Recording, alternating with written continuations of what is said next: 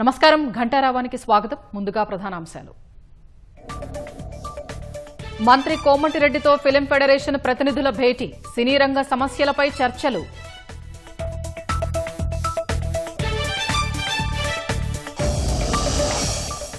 పలు కీలక అంశాలపై సీఎంతో పీసీసీ చీఫ్ మహేష్ గౌడ్ చర్చ, బీసీ రిజర్వేషన్లపై ఎలా ముందుకెళ్లాలని సమాలోచనలు.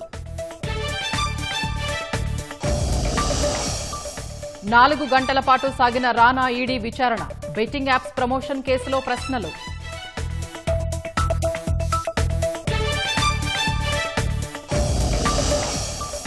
విపక్షాల నిరసనల మధ్య 3 కీలక బిల్లులకు లోక్సభ ఆమోదం, నూతన ఐటీ, క్రీడా, జాతీయ డోపింగ్ బిల్లులకు పచ్చజెండా.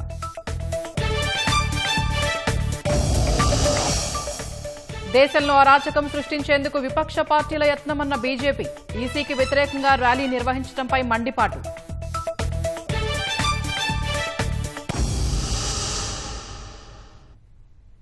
బీసీలకు 42% రిజర్వేషన్లపై రాష్ట్రపతికి పంపిన బిల్లు పెండింగ్ ఉన్నందున స్థానిక ఎన్నికల్లో పార్టీ తరఫునే రిజర్వేషన్లు అమలు చేస్తామని సంకేతాలిచ్చిన సీఎం రేవంత్ రెడ్డి ఎలా ముందుకెళ్లాలనే అంశంపై చర్చలు జరుపుతున్నారు. ఈ మేరకు పీసీసీ అధ్యక్షుడు మహేష్ కుమార్ గౌడ్తో సమావేశమైన రేవంత్ పలు అంశాలపై చర్చించారు. ఈ నెల 16 లేదా 17న తెలంగాణ రాజకీయ వ్యవహారాల కమిటీ భేటీని నిర్వహించాలని ఇరువురు నేతలు నిర్ణయించినట్లు తెలుస్తోంది. ఆ భేటీలో మెజారిటీ నాయకుల అభిప్రాయాలు పరిగణనలోకి తీసుకుని 42% బీసీ రిజర్వేషన్లు, స్థానిక సంస్థల ఎన్నికలపై నిర్ణయం తీసుకోవాలనే అభిప్రాయానికి వచ్చినట్టు తెలిసింది. వేర్వేరు బోర్డులు, కార్పొరేషన్ డైరెక్టర్ల నియామకాలను సాధ్యమైనంత త్వరగా ప్రకటించాలని నిర్ణయించారు. జూబ్లీహిల్స్ అసెంబ్లీ ఉప ఎన్నికల్లో పార్టీ అనుసరించాల్సిన అంశాలు, వ్యూహాలపై చర్చించినట్టు సమాచారం. జనహిత పాదయాత్ర సందర్భంగా ప్రజల నుంచి వచ్చిన విజ్ఞప్తుల పరిష్కారాలపై చర్చించారు. ప్రజా పాలనలో భాగంగా కాంగ్రెస్ ప్రభుత్వం చేపట్టిన అభివృద్ధి, సంక్షేమ పథకాలను ప్రజల్లోకి మరింత విస్తృతంగా ప్రచారంలోకి తీసుకువెళ్లాలని ఇరువురు నేతలు నిర్ణయించారు. ఫోన్ ట్యాపింగ్ విషయంలో ఎవరెవరిని విచారణకు పిలవాలన్నది సిట్ అధికారుల నిర్ణయం తీసుకుంటారని పరిశ్రమల శాఖ మంత్రి శ్రీధర్ బాబు తెలిపారు. ఈ విచారణలో అన్ని విషయాలు బయటకు వస్తాయని ఆయన అన్నారు. కరీంనగర్లో పలు అభివృద్ధి కార్యక్రమాల్లో మరో మంత్రి అడ్లూరి లక్ష్మణ్తో కలిసి పాల్గొన్న మంత్రి శ్రీధర్ బాబు బీజేపీతో బీఆర్ఎస్ లోపాయికారిగా వ్యవహరిస్తోందని ఆరోపించారు. స్థానిక సంస్థల ఎన్నికలో 42% రిజర్వేషన్లతోనే ముందుకు వెళతామని మంత్రి స్పష్టం చేశారు. 8 మంది బీజేపీ సభ్యులు BC bill ఆమోదింపచేయాలని Sridhar Babu demand చేశారు. ఫోన్ ట్యాపింగ్ సంబంధించి మేము విచారణ జరుపుతా ఉన్నాం ప్రభుత్వం తరఫు నుంచి. దాని ఇంకా పై పరిధి నుంచి కేంద్ర ప్రభుత్వం విచారణ చేస్తూ ఉంది. ఈరోజు విచారణ పూర్తి స్థాయిలో అన్ని విషయాలు బయటకు వస్తూనే ఉంటాయి. దానికి సంబంధించి తప్పకుండా ప్రభుత్వం ఇది చాలా పెద్ద తప్పు చేసిండ్రు గత ప్రభుత్వం. ఆ ప్రభుత్వం సంబంధించిన తప్పు ఎవరు చేసినా కానీ ఈరోజు మళ్ళా ఇంకోసారి జరగకుండా ఉండే కార్యాచరణ తీసుకుంటూ తప్పకుండా మరి ఏ విధంగానైతే న్యాయం జరుగుతుందో, ఎవరైతే తప్పు చేశారో వారికి శిక్ష పడే విధంగా కార్యాచరణ ఉంటుంది. రాష్ట్ర ప్రభుత్వం తీసుకొచ్చే అభివృద్ధి, సంక్షేమ కార్యక్రమాలను అమలు చేసే ప్రధాన బాధ్యత బ్యూరోక్రాట్లదేనని ఉప ముఖ్యమంత్రి భట్టి విక్రమార్క అన్నారు. సివిల్ సర్వీసెస్ అధికారుల సేవలు చిరస్థాయిలో నిలిచిపోతాయని ఆయన తెలిపారు. హైదరాబాద్ ప్రజాభవన్లో సివిల్స్ మెయిన్స్ కు ఎంపికైన అభ్యర్థులకు రాజీవ్ గాంధీ సివిల్స్ అభయహస్తం పథకం ద్వారా ₹1,00,000 చెక్కుల పంపిణీ కార్యక్రమంలో ఆయన పాల్గొన్నారు. గత ఏడాది సివిల్స్ పరీక్షల్లో విజేతలకు భట్టి సన్మానించారు. గత ఏడాది 140 మందికి అభయహస్తం ద్వారా ఆర్థిక సాయం చేస్తే 10 మంది విజయం సాధించారని తెలిపిన భట్టి ఈసారి ఆ సంఖ్య పెరగాలని ఆశాభావం వ్యక్తం చేశారు. ఈ కార్యక్రమంలో మంత్రులు పొన్నం ప్రభాకర్, కోమటిరెడ్డి వెంకటరెడ్డి కూడా పాల్గొన్నారు.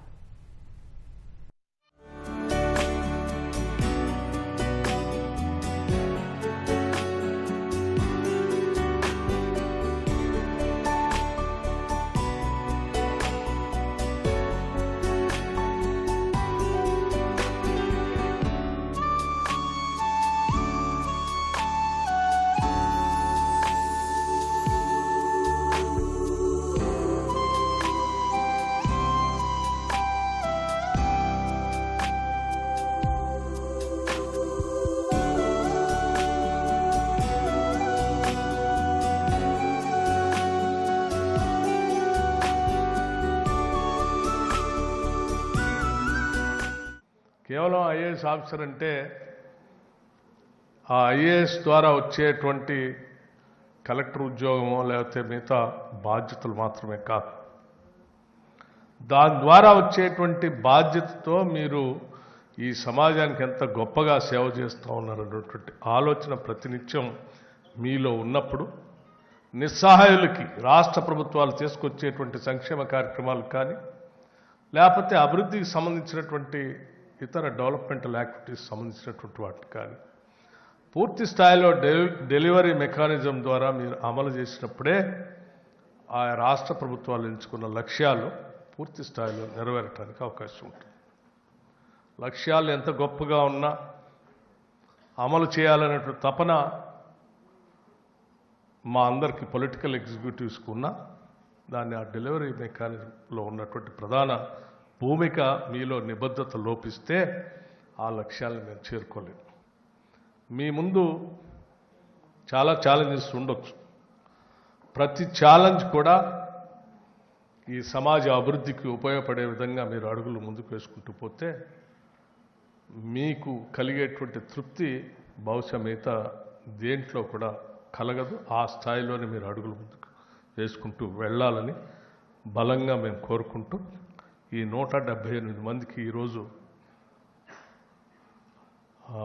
మీరు ఉత్తీర్ణులై ఈ 178 మంది భారతదేశ వ్యాప్తంగా అక్కడక్కడ ఉన్నత పదవుల్లో ఉండి మీరు ఈ తెలంగాణ రాష్ట్ర అభివృద్ధి కోసం పెద్ద ఎత్తున ఎదగాలని మనస్ఫూర్తిగా రాష్ట్ర ప్రభుత్వం తరఫున నేను కోరుకుంటున్నాను. ఉద్యాన పంటలు సాగు చేసి స్థిరమైన ఆదాయం పొందాలని వ్యవసాయ శాఖ మంత్రి తుమ్మల నాగేశ్వరరావు రైతులకు సూచించారు. ప్రకృతి విపత్తులు, చీడపీడలను తట్టుకునే ఆయిల్ పామ్ సాగు చేసి అధిక లాభాలు గడించవచ్చని పేర్కొన్నారు. ములుగు జిల్లా ఇంచర్ల గ్రామ శివారులో 12 ఎకరాల్లో ఆయిల్ పామ్ ఫ్యాక్టరీకి పంచాయతీరాజ్ శాఖ మంత్రి సీతక్కతో కలిసి తుమ్మల నాగేశ్వరరావు భూమి పూజ చేశారు. ములుగు జిల్లాకు ఆయిల్ పామ్ ఫ్యాక్టరీ రావడం ఎంతో అదృష్టమని సీతక్క హర్షం వ్యక్తం చేశారు. ములుగు జిల్లాలో 3000 ఎకరాల ఆయిల్ పామ్ తోటలు ఉన్నాయని, ఫ్యాక్టరీ రాకతో సాగు మరింత ఊపందుకుంటోందని అధికారులు అంచనా వేశారు. అధిక లాభాలున్నందున రైతులు ఆయిల్ పామ్ పంటల సాగు వైపు మొగ్గు చూపాలని మంత్రులు సూచించారు. మీరు ఏదడిగితే అది రాష్ట్ర ప్రభుత్వం సిద్ధంగా ఉంది. మీరు ఈ ఫ్యాక్టరీని మళ్లీ ఉగాది రోజుకి మా సీతక్క చేతుల మీదుగా ప్రారంభోత్సవం జరుగుతుంది అని చెప్పి మీకు ఈ సందర్భంగా మనం చెప్తున్నాం. కేవలం 7-8 మాసాల లోపల ఈ యొక్క కేఎన్ బయోసైన్సెస్ ఫ్యాక్టరీ తప్పకుండా ప్రారంభోత్సవం చేస్తాము. మీ పంట మీ దగ్గరే క్రూడ్ ఆయిల్ ఏర్పాటు చేస్తాము. నేను కూడా 40 సంవత్సరాలు బట్టి ఆ వ్యవసాయం చేస్తున్నా, నాకేం ఇబ్బంది రాలేదు.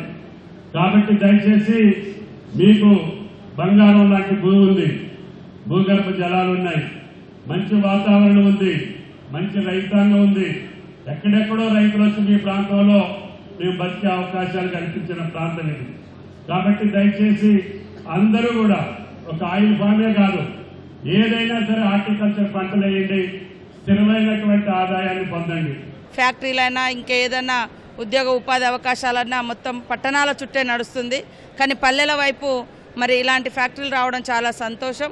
యాజమాన్యం కూడా సుధా గారు వచ్చి ఒక లేడీగా తను ముందుకొచ్చి మన అటవీ ప్రాంతంలో ఆయిల్ ఫీడ్ ఫ్యాక్టరీ ఏర్పాటు చేస్తున్నందుకు మేము వారిని ఆహ్వానించడం జరిగింది. ముఖ్యమంత్రి గారు రేవంత్ రెడ్డి గారు క్యాబినెట్లో కూడా వారికి కావాల్సినటువంటి ల్యాండ్ను మరి ఇవ్వడానికి రెజల్యూషన్ కూడా క్యాబినెట్ అంత ఇవ్వడం జరిగింది. మన ఇన్ఛార్జ్ మినిస్టరు పొంగులేటి శ్రీనివాసరెడ్డి గారు మరి వెంటనే మేము అడిగినటువంటి ల్యాండ్ కూడా అలొకేట్ చేసినందుకు ఈరోజు శంకుస్థాపనతో మరి వర్క్ స్టార్ట్ అవుతా ఉంది. లోకల్ పిల్లలకు కూడా 300 మందికి ఫస్ట్ ఫేజ్లో జాబ్స్ వచ్చే అవకాశం కూడా ఉంది.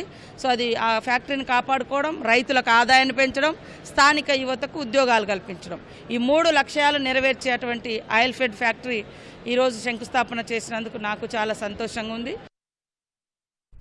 ఇందిరమ్మ ఇళ్ల లబ్ధి విషయంలో ఎవరైనా అధికారులు డబ్బులు అడిగితే కఠిన చర్యలు తీసుకుంటామని మంత్రి జూపల్లి కృష్ణారావు హెచ్చరించారు. నాగర్ కర్నూలు జిల్లా కొల్లాపూర్ మున్సిపాలిటీ పరిధిలో ఇందిరమ్మ ఇళ్లకు మంత్రి జూపల్లి కృష్ణారావు భూమి పూజలు చేశారు. అనంతరం లబ్ధిదారులకు మంజూరు పత్రాల్ని అందజేశారు. పలు వార్డులు పరిశీలించి ఇందిరమ్మ ఇళ్ల లబ్ధిదారుల గురించి ఆరా తీశారు. కాంగ్రెస్ ప్రభుత్వ వైఫల్యం కారణంగా ఆర్థిక పరిస్థితి దెబ్బతింటోందని బీఆర్ఎస్ కార్యనిర్వాహక అధ్యక్షుడు కేటీఆర్ ఆరోపించారు. 6 గ్యారంటీలు ఇచ్చిన కాంగ్రెస్ ఆర్థిక రంగానికి తీరని నష్టం చేసిందని ఆక్షేపించారు. ప్రభుత్వ ఆదాయం తగ్గడంపై సామాజిక మాధ్యమం ఎక్స్లో స్పందించిన కేటీఆర్ ఇలాంటి దుస్థితి వస్తుందని ఎప్పుడూ ఊహించలేదన్నారు. ఓవైపు ఆదాయం తగ్గుతుంటే అప్పులు మాత్రం పెరుగుతూ ఉండటం కాంగ్రెస్ ప్రభుత్వ అసమర్థతకు నిదర్శనమని కేటీఆర్ విమర్శించారు. 2025-26 బడ్జెట్లో 2,738 కోట్ల మిగులు చూపితే మొదటి త్రైమాసికం ముగిసేసరికి 10,583 కోట్ల రెవెన్యూ లోటు నమోదైందని ఆక్షేపించారు. పన్నేతర ఆదాయం కూడా చాలా తగ్గిందన్న కేటీఆర్ ఇది కేవలం 3.37% మాత్రమే వచ్చిందని వివరించారు. 3 నెలల్లోనే బడ్జెట్లో 37.5% మేర 20,266 కోట్ల అప్పు తీసుకున్నారని విమర్శించారు. ఇదే సమయంలో కాంగ్రెస్ ప్రభుత్వం ఒక్క రోడ్డు వేయలేదని, ఒక్క కొత్త ప్రాజెక్టు కట్టలేదని చెప్పారు. కనీసం విద్యార్థులకు సరైన భోజనం కూడా పెట్టలేదన్నారు. ఆర్థిక రంగాన్ని తిరిగి ఎలా గాడిన పెట్టగలరో కాంగ్రెస్ ఆర్థిక నిపుణులు చెప్పగలరా అని కేటీఆర్ ప్రశ్నించారు. ఈ నెల 14 వరకు నిర్వహించే తిరంగా ర్యాలీలో పార్టీలు, మత, కుల ప్రాంతాలకు అతీతంగా ప్రజలంతా పాల్గొనాలని బీజేపీ రాష్ట్ర అధ్యక్షుడు రామచంద్రరావు పిలుపునిచ్చారు. తిరంగా ర్యాలీలో భాగంగా నెక్లెస్ రోడ్డు నుంచి ట్యాంక్ బండ్ అంబేద్కర్ విగ్రహం వరకు 10,000 మంది విద్యార్థులతో ప్రదర్శన నిర్వహిస్తామని పేర్కొన్నారు. హైదరాబాద్ నాంపల్లిలోని బీజేపీ పార్టీ రాష్ట్ర కార్యాలయంలో శ్రేణులతో హర్ ఘర్ తిరంగా నిర్వహణపై సమావేశం నిర్వహించారు. హర్ ఘర్ తిరంగా కార్యక్రమ కమిటీ ఆధ్వర్యంలో ప్రత్యేక కార్యక్రమాలు నిర్వహిస్తున్నామని రామచంద్రరావు వివరించారు. 15 ఆగస్టు ముందు 15 ఆగస్టు ముందు అనేక కార్యక్రమాలు జరుగుతాయి. ఒకటి తిరంగా ర్యాలీ అంటే మన సైకిళ్ల మీద, మోటార్ సైకిల్ ర్యాలీ, నడుచుకుంటూ ఇది 14వ తారీఖు వరకు ఈ తిరంగా ర్యాలీ జరుగుతుంది. 40 లక్షల ఇళ్ల పైన భారతదేశం జెండా మనం ఎగిరేయాలి. 15వ తారీఖు సాయంకాలం పూట దాన్ని మళ్ళీ అది కూడా తీసేయాల్సిన అవసరం ఉంటుంది. తర్వాత 15 ఆగస్టు తారీఖు నాడు కూడా జెండా ఎగిరేసిన తర్వాత కూడా ఈ యొక్క తిరంగా ర్యాలీలు చేయాలని చెప్పేసి కూడా నిశ్చయం జరిగింది. పార్టీలకు అతీతంగా జరుగుతుంది కాబట్టి అన్ని విద్యా సంస్థలు వాళ్ళందరినీ కూడా మేము రిక్వెస్ట్ చేస్తున్నాం, ఈ తిరంగా యాత్రలో అందరూ పాల్గొనండి. బెట్టింగ్ యాప్స్ ప్రమోషన్ కేసులో సినీ హీరో దగ్గుబాటి రానాను ఈడీ ప్రశ్నించింది. రానాను దాదాపు 4 గంటల పాటు ఈడీ అధికారులు విచారణ జరిపారు. షెడ్యూల్ ప్రకారం జూలై 23న హాజరు కావాల్సి ఉండగా షూటింగ్లో ఉన్నందున విచారణకు రాలేకపోతున్నట్లు అధికారులకు తెలిపారు. ఈ నేపథ్యంలో ఆగస్టు 11న రావాలని ఈడీ ఆదేశించింది. ఈ కేసులో ఇప్పటికే నటుడు ప్రకాష్ రాజ్, విజయ్ దేవరకొండ దర్యాప్తునకు హాజరయ్యారు. మరోవైపు ఈ నెల 13న మంచులక్ష్మి విచారణకు హాజరు కావాల్సి ఉంది. హైదరాబాద్ పాత బస్తీలో వర్షాల కారణంగా హుస్సేనీ ఆలం వద్ద 114 సంవత్సరాల పురాతన ఇల్లు కూలిపోయింది. ఇంట్లో ఎవరూ లేకపోవడంతో ఎలాంటి ప్రాణనష్టం జరగలేదు.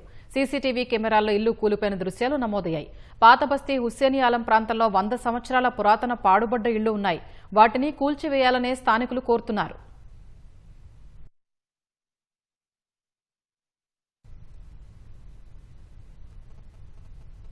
నారాయణపేట కొడంగల్ ఎత్తిపోతల పథకంలో భూములు కోల్పోతున్న రైతులు మరోసారి నిరసన ప్రదర్శన చేపట్టారు. నారాయణపేట జిల్లా పేరపళ్ల నుంచి కాడెద్దులతో నారాయణపేట తహసీల్దార్ కార్యాలయం వరకు పాదయాత్ర నిర్వహించారు. బీడు భూముల్లో సాగునీరు పారేందుకు ఏ రైతు వ్యతిరేకం కాదన్న రైతులు భూములు కోల్పోతున్న వారికి ప్రభుత్వం చెల్లిస్తున్న ఎకరాకు 14 లక్షలతో 133 గజాల స్థలం రాదని ఆవేదన వ్యక్తం చేశారు. అన్నదాతలు భూములు కోల్పోతే ఉపాధి లేకుండా పోయి దుర్భర పరిస్థితులను ఎదుర్కోవాల్సి వస్తుందని చెప్పారు. ఇప్పటికైనా పరిహారం విషయంలో రాష్ట్ర ప్రభుత్వం పునరాలోచన చేయాలని రైతులు డిమాండ్ చేశారు. మేము తీసుకుంటాము, లేకుంటే మా ప్రాణాలు పోయినా కూడా మేము విడవదానం ఆ భూమిని. నువ్వు మా మీద మిషన్లు పెడతావా, ఏం చేస్తావో? మీరు రాజకీయ నాయకులు 5 ఏళ్ళు ఉంటారు, 5 ఏళ్ళు పోతారు. భూములలో మేమైతే పోము. దాని గురించి మాకు 35 లక్షల డిమాండ్. ఇస్తే ఇస్తాము, లేకుంటే ఇయ్యం సార్. ఎవరు కూడా ఈ ప్రాజెక్టుకు వ్యతిరేకం కాదు. ప్రాజెక్టు ఎవరు కూడా రైతులు కూడా అడ్డుపడడం లేదు. మాకు నష్టపరిహారం ఈ 14 లక్షలు సరిపోవు కాబట్టి మాకు యొక్క ఇవ్వాలని చెప్పేసి ధర్నా చేస్తా ఉన్నారు. గవర్నమెంట్ కు వ్యతిరేకంగా ఏ పోరాడడం లేదు. మా యొక్క గోడు వినండి, మాకు కనీసం 30 లక్షలన్నా ఇవ్వండి అని చెప్పేసి అందరూ కూడా రైతులు కూడా గవర్నమెంట్ ప్రభుత్వాన్ని వేడుకుంటా ఉన్నారు. చివరికి మూగ జీవాలను కూడా రోడ్లపై తీసుకొచ్చిన పరిస్థితి ఏర్పడ్డది. ఏమిటి మీ వైఖరి? ఎందుకు నిర్లక్ష్యము? మీ ప్రాజెక్టులకు లక్షల కోట్లు పెంచుతా ఉంటే, కాంట్రాక్టులకు మీరు జేబు నింపుతా ఉంటే దాన్ని మేమేం ప్రశ్నించలేదే. మీ పరిపాలన మేమేం అడ్డుపడలేదే. రైతు కనుక అన్యాయం చేస్తే పరిస్థితులు వేరేగా ఉంటాయి. దానికి కూడా ప్రభుత్వం అధికారులే బాధ్యత వహించాల్సి వస్తుంది. సికింద్రాబాద్ రైల్వే స్టేషన్లో గొలుసు దొంగతనాలకు పాల్పడుతున్న వ్యక్తిని రైల్వే పోలీసులు అరెస్ట్ చేశారు. ఆంధ్రప్రదేశ్ శంకవరానికి చెందిన రాజు అనే వ్యక్తి ఓ ల్యాబ్లో పనిచేస్తూ చెడు వ్యసనాలకు అలవాటు పడి దొంగతనాలకు పాల్పడుతున్నట్లు పోలీసులు గుర్తించారు. నిందితుడి నుంచి 7,70,000 విలువైన 7 తులాల బంగారు ఆభరణాలు స్వాధీనం చేసుకున్నారు. ఆన్లైన్ బెట్టింగ్కు అలవాటు పడి జీతం డబ్బులు సరిపోకపోవడంతో దొంగతనాలు చేస్తున్నట్లు పోలీసుల విచారణలో తేలింది. రైల్వే స్టేషన్లో అనుమానాస్పదంగా సంచరిస్తున్న రాజును పోలీసులు విచారించగా అతడి నేర చరిత్ర బయటపడింది. ఖైరతాబాద్ గణేశుడి విగ్రహ పనులు శరవేగంగా సాగుతున్నాయి. గణేష్ చతుర్థికి ఇంకా 15 రోజులే మిగిలి ఉండడంతో పనుల్లో వేగం పెంచారు. దాదాపు విగ్రహాలు పూర్తి కాగా తుది రూపు ఇచ్చి రంగులు వేయాల్సి ఉందన్న ఉత్సవ కమిటీ సభ్యులు సాధ్యమైనంత త్వరగా పూర్తి చేసేలా చర్యలు చేపట్టినట్లు వివరించారు. భారీ వర్షాల నేపథ్యంలో అన్ని జాగ్రత్తలు తీసుకుంటూ పనులకు ఆటంకం కలగకుండా కొనసాగిస్తున్నట్లు తెలిపారు. ఈ ఏడాది శ్రీ విశ్వశాంతి మహాశక్తి గణపతిగా దర్శనమివ్వబోయే లంబోదరుడు మరికొద్ది రోజుల్లో భక్తుల ముందుకు రానున్నాడు.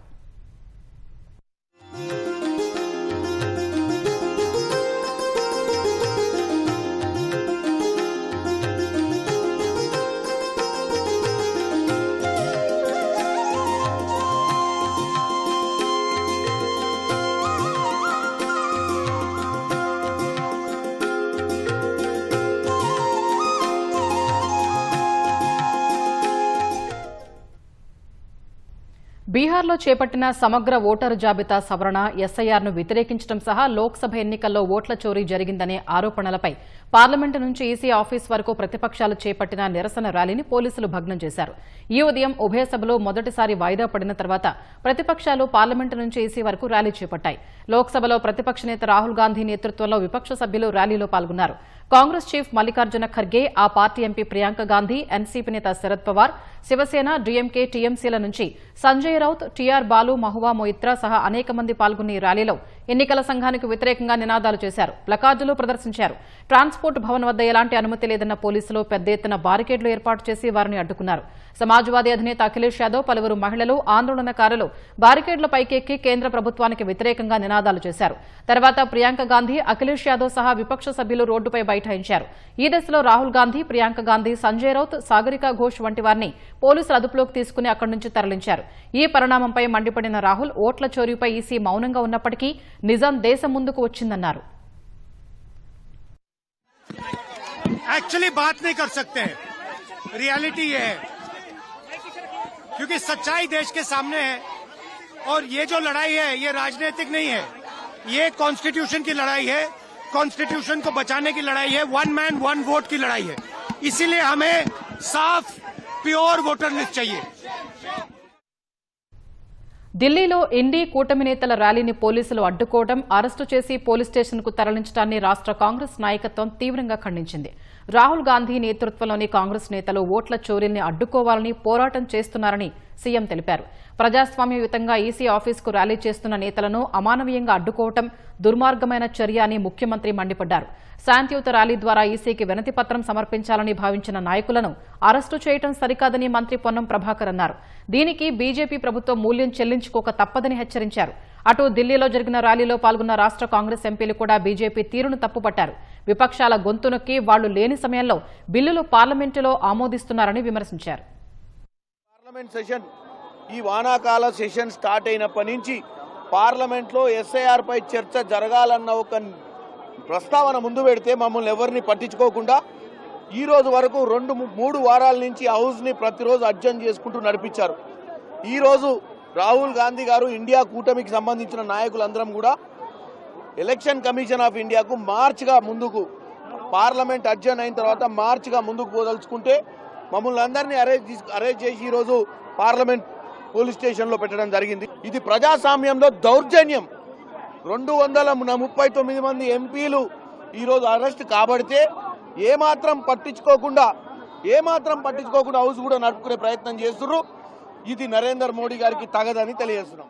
80 ఓటర్లు, దాదాపు 10 స్క్వేర్ ఫీట్ ఇంటిలో 80 ఓటర్లు ఉన్నారని చెప్పి కూడా బయట పెట్టినారు రాహుల్ గాంధీ గారు. అదేవిధంగా ముజాఫర్పూర్లో ఒక చిన్న ఇంట్లో 200 పైగా ఓటర్లు ఉన్నారని చెప్పి కూడా వారి విషయం బయట పెట్టినారు. ఇదంతా కేవలము రాజ్యాంగం వ్యతిరేకంగా నడుస్తుందని చెప్పి ఇది మంచిది కాదు. ఈరోజు ఈసీకి మేము అందరము ఎంపీలు కలిసి ఈ విషయం పైన వారికి కంప్లైంట్ ఇవ్వడానికి వెళ్దామంటే అందరినీ అరెస్ట్ చేసి ఈరోజు డీటైన్ చేయడం జరిగింది. ఇది రాజ్యాంగానికే వ్యతిరేకం. రాహుల్ గాంధీ గారు రాజ్యాంగం కాపాడడానికి ఈ పోరాటం తీసుకున్నారు. వారి మద్దతుగా మేము అందరము ముందుకెళ్తామని చెప్పి మళ్ళొకసారి తెలియజేస్తూ జై హింద్. అంటే రాహుల్ గాంధీ గారు మొత్తం అథెంటికేట్ చేసి ఎవిడెన్స్తో సహా జరిగిన వాస్తవాలను కూడా ప్రజల డొమైన్లో పెట్టడం జరిగింది. దీన్ని నిజంగా కూడా ప్రజలందరూ కూడా నిజంగా గత లోక్సభ ఎలక్షన్స్ ఏ విధంగా జరిగినాయి, ఏ విధంగా బీజేపీ పార్టీ ఈరోజు అధికారంలోకి వచ్చిందని కూడా చాలా పెద్ద ఎత్తున కూడా భారతదేశంలో చర్చ జరుగుతుంది. నిజంగా కూడా మా నాయకుడు రాహుల్ గాంధీ గారు ఏదైతే ఎవిడెన్స్ తీసుకొని బెంగళూరులో సౌత్ బెంగళూరులో జరిగిన పార్లమెంట్ సీట్ల ఎవిడెన్స్ తీసుకొని ఈరోజు ప్రజల మధ్యలో పెట్టిరో దీంతో మనందరికీ కూడా అర్థమవుతుంది ఏంటంటే లోక్సభ ఎలక్షన్స్లో దాదాపు 50 నుంచి 100 సీట్లు బీజేపీ దొంగతనం చేసిందని కూడా మేము నమ్ముతున్నాము. ఈరోజు హైదరాబాద్లో కావచ్చు, సికింద్రాబాద్ కూడా దొంగతనంతోనే ఈరోజు వాళ్ళు గెలిచిందని కూడా మేము భావిస్తున్నాము. ఎందుకంటే అన్ని చోట్లలో కూడా ఎక్కడైతే అర్బన్ సీట్లు ఉన్నాయో చాలా చోట్లలో అర్బన్ సీట్లలో కూడా ఈ యొక్క ప్రాక్టీస్ వాళ్ళు చేయడం జరిగింది. ఆయన ఇప్పుడు కేరళలో చూస్తే అంత తక్కువ సమయంలో అంత పర్సెంటేజ్ 10.6% పెరుగుట ఎట్లా వచ్చింది? 18 ఏళ్ల వయసు దాటిన వాళ్ళకి అంత తక్కువ సమయంలో 10.6% అంటే మామూలు మాట. ఇట్లా బీహార్లో 60 లక్షల మంది ఓట్లు తీసేస్తే మేము అడగొద్దా? ఏం మాట్లాడుతున్నారే పనికిమాలిన. దేశంలో అరాచకం సృష్టించేందుకు విపక్ష పార్టీలు యత్నిస్తున్నాయని బీజేపీ ఆరోపించింది. ఢిల్లీలో ఎన్నికల సంఘం ఈసీకి వ్యతిరేకంగా విపక్షాలు చేపట్టిన నిరసన మార్చును తప్పుపట్టింది. కాంగ్రెస్ అగ్రనేత రాహుల్ గాంధీ ఓట్ల చోరీ అంటూ అబద్దాలు మాట్లాడుతున్నారని కేంద్ర మంత్రి ధర్మేంద్ర ప్రధాన్ అన్నారు. ప్రశ్నించేందుకు సమస్యలు లేకపోవడంతో కాంగ్రెస్ ఈ తరహా వ్యూహాలు పన్నుతోందని పేర్కొన్నారు. దేశంలో అస్థిరతను సృష్టించేందుకే విపక్ష పార్టీలు నిరసన కార్యక్రమం చేపట్టాయని ఆరోపించారు. దేశంలో ప్రజాస్వామ్యాన్ని నాశనం చేయాలనుకునే వారి భాషను రాహుల్ గాంధీ మాట్లాడుతున్నారని విమర్శించారు. చొరబాటుదారుల్ని ఓటర్లుగా మార్చేందుకు ఈసీపై విపక్షాలు నిరాధారమైన ఆరోపణలు చేస్తున్నాయని కేంద్ర మంత్రి ఆరోపించారు. ఢిల్లీ, వాషింగ్టన్ డీసీ మధ్య నాన్ స్టాప్ విమాన సర్వీసును నిలిపివేయనున్నట్లు ఎయిర్ ఇండియా సంస్థ ప్రకటించింది. ఈ నిర్ణయం సెప్టెంబర్ 1 నుంచి అమల్లోకి వస్తుందని పేర్కొంది. ఆపరేషనల్ సంబంధిత పరిమితుల దృష్ట్యా ఈ రూట్లో సర్వీసును నిలిపివేస్తున్నట్లు ప్రకటనలో తెలిపింది. దాదాపు 26 బోయింగ్ 787 డ్రీమ్ లైనర్ విమానాలకు రెట్రో ఫిట్టింగ్ చేపడుతున్నందున విమానాల కొరత ఉంటుందని వెల్లడించింది.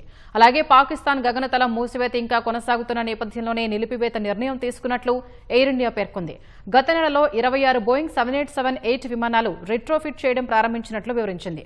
కస్టమర్ల ప్రయాణ అనుభవాన్ని గణనీయంగా పెంచే లక్ష్యంతో చేపట్టిన ఈ విస్తృతమైన కార్యక్రమం వల్ల 2026 చివరి వరకు ఎప్పుడైనా కొన్ని విమానాలు అందుబాటులో ఉండకపోవచ్చని ప్రకటనలో పేర్కొంది. సెప్టెంబర్ 1 తర్వాత వాషింగ్టన్ డీసీకి లేదా అక్కడి నుంచి ఢిల్లీకి టికెట్లు బుకింగ్ చేసుకున్న ప్రయాణికుల్ని సంప్రదించి పూర్తి రిఫండ్ సహా ప్రత్యామ్నాయ ప్రయాణ ఏర్పాట్లను సైతం అందిస్తామని ఎయిర్ ఇండియా వివరించింది.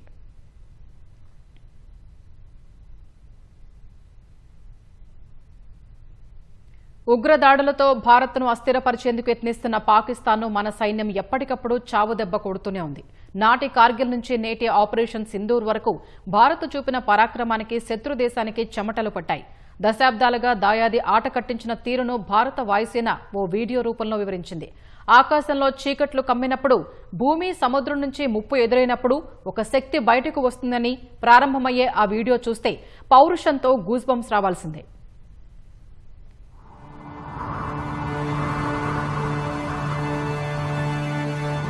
When the skies grow dark and danger looms across land or sea, there's one force that rises, fast, fearless, and precise. The Indian Air Force, safeguarding the nation's skies, shielding our land, watching over the seas. In today's era of multi-domain threats, air superiority is non-negotiable. 1971. It was the Indian Air Force that struck with surgical precision. The governor's house in Dhaka neutralized. A message written in the sky: India will not hesitate. In the heights of Kargil, when the enemy took the high ground, it was the Indian Air Force that turned the tide, pounding peaks at impossible altitudes. And when terror crossed the line in Pulwama, the Indian Air Force answered with Balakot, crossing limits, hitting where it hurts precisely. Terror attack when you were talking at extradition is required on two vessels Jammu. 22nd of April in the Belgaum terror attack.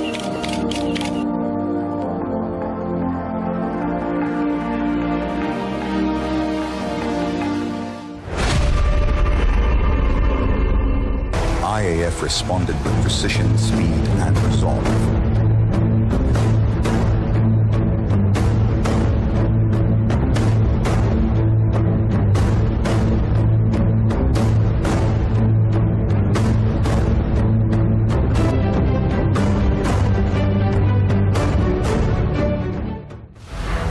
Across the Himalayas, over the island chains, over oceans deep, the Indian Air Force stands ready, vigilant, unseen, unmatched. When the disaster strikes, the Indian Air Force is the first responder. We respond swiftly, fearlessly, and relentlessly. Be it rising waters or raging storms, our aircraft deliver critical aid to stranded lives during floods and cyclones. From the high Himalayas to the coastal plains, we reach where roads can't, bringing hope, food, and medicine. Evacuating the vulnerables to safe havens, across states, across borders, wherever humanity calls. Whether at home or in distant lands, our aircraft carry compassion, delivering tons of relief across continents. When flames threaten forests and lives, we fight from the skies. From battlefield logistics to humanitarian liveliness,